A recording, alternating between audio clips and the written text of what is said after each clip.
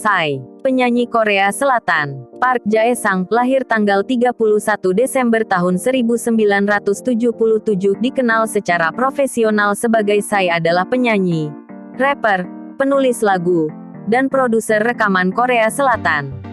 Psy dikenal di dalam negeri untuk video lucu dan pertunjukan panggung, dan internasional untuk hit single, Gangnam Style. Refrain lagu itu dimasukkan ke dalam The Yale Book of Quotations sebagai salah satu kutipan paling terkenal tahun 2012.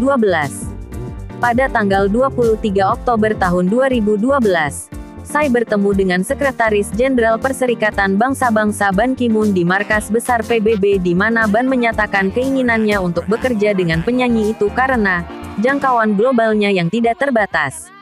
Pada tanggal 21 Desember tahun 2012, video musiknya untuk Gangnam Style melampaui 1 miliar penayangan di YouTube, menjadi video pertama yang melakukannya dalam sejarah situs web tersebut.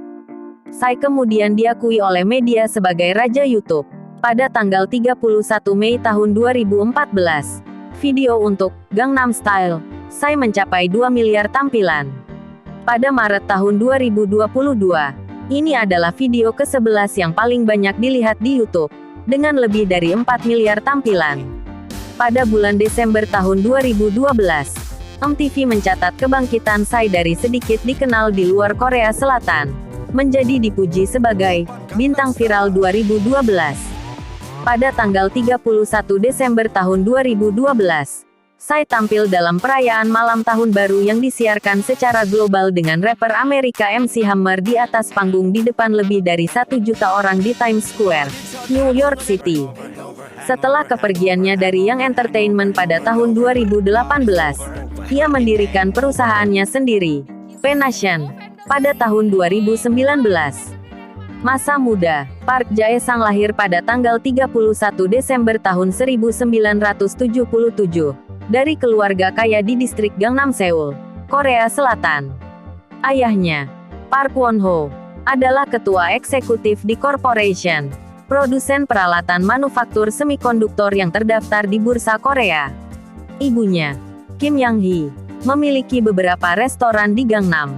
Park bersekolah di sekolah dasar dan menengah Banpo dan sekolah menengah Sehwa. Dia tidak menyukai sekolah dan dikenal sebagai badut kelas. Dalam sebuah wawancara di Seoul Broadcasting System Korea Selatan, seorang mantan guru Park berkata, "Saya ingat Psy membuat banyak lelucon seksual selama kelas. Dia memiliki pengaruh besar sehingga dia akan mendorong seluruh kelas untuk leluconnya. Saya tidak menyukainya pada saat itu, tetapi melihat ke belakang, saya melihat bahwa dia menambahkan energi yang besar ke kelas." Park mengatakan kepada CNN Alina Cho bahwa ketika dia berusia 15 tahun, dia menonton program TV Korea yang memperkenalkan musik pop asing. Satu episode tertentu menunjukkan konser di Stadion Wembley yang diadakan oleh band rock Inggris Queen, di mana mereka menampilkan single hit tahun 1975 mereka, Bohemian Rhapsody. Park mengatakan bahwa rekaman konser inilah yang memicu kecintaannya pada musik. Seni. Nama panggung Park Jae-sang, Psy, berasal dari kata psycho. Menjelaskan nama panggungnya, dia mengatakan dalam sebuah wawancara BBC, "Apa yang saya pikir? Anda tahu, tergila-gila dengan musik, menari, pertunjukan, jadi semacam psiko." Pengaruh. Dalam wawancara tahun 2012 dengan The New York Times, Psy menyebut Freddie Mercury dari band rock Inggris Queen sebagai pengaruh musik terbesarnya. "Panutan dan pahlawan seumur hidup saya adalah Freddie Mercury dari Queen. Keterampilan menulis lagunya, saya bahkan tidak bisa mendekati.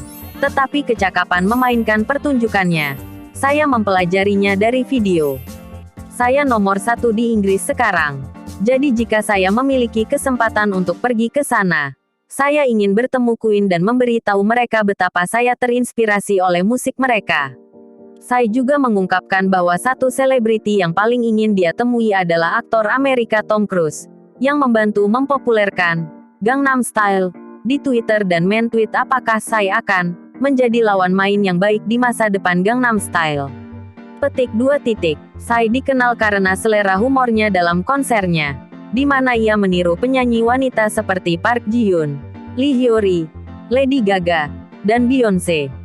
Meskipun musiknya adalah bagian dari genre K-pop musik populer Korea, Baekhyun dari The Vancouver Observer mencatat bahwa Psy tidak sesuai dengan citra idola K-pop standar sebagai sangat muda, tampan, dan mampu membawa nada melodramatis.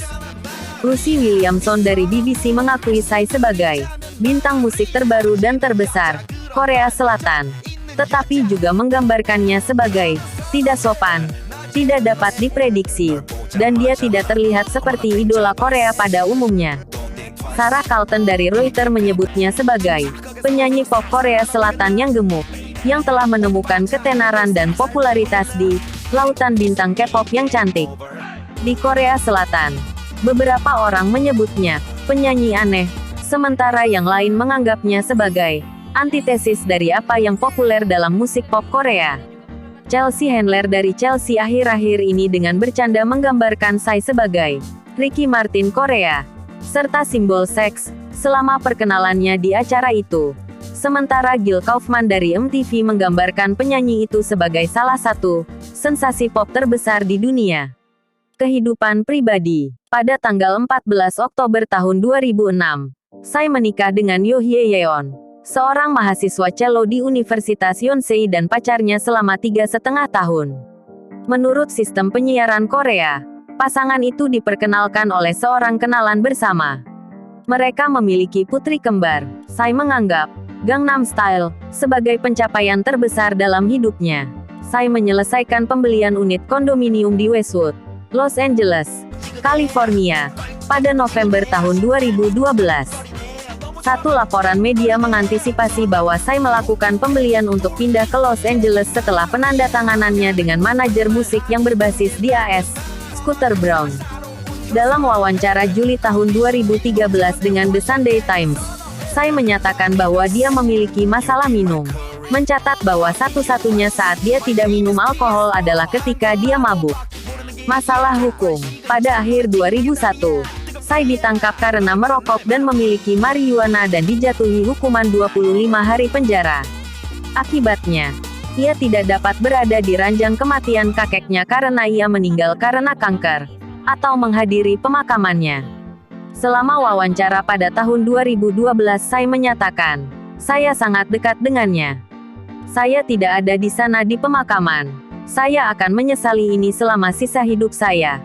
Karena kakek saya sangat mencintai saya, dan saya tidak bisa berada di sana untuk waktu yang lama." Dia di ranjang kematiannya. Psy juga didenda pada Januari tahun 2002 karena insiden ganja. Tampilan di Korea Utara. Pada awal 2010-an, kebijakan sinar matahari Korea Selatan terhadap Korea Utara dihapuskan karena ketegangan antara kedua negara terus meningkat.